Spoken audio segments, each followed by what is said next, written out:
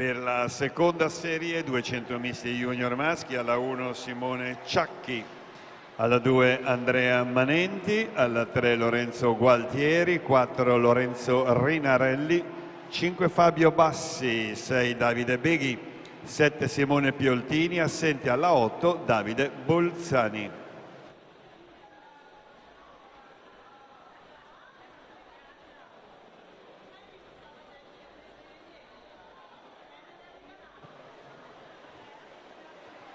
Al comando Luca Collot difende i colori dell'Idros.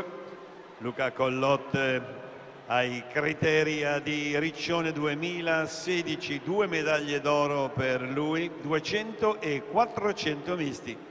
Ai successivi categoria estivi di Roma, argento nei 200 rana, bronzo nei 200 misti. E Luca Collot al comando a metà gara. Massimo Ogliari nella sua scia, argento ai criteria nei 200 stile libero, bronzo nei 100 stile libero.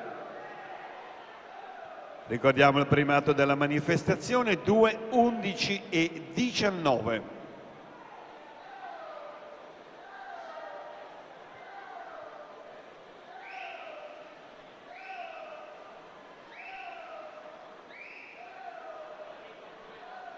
E dunque si parte per l'ultima frazione con Luca Collot che guida con 1 secondo e 69 su Massimo Ogliari.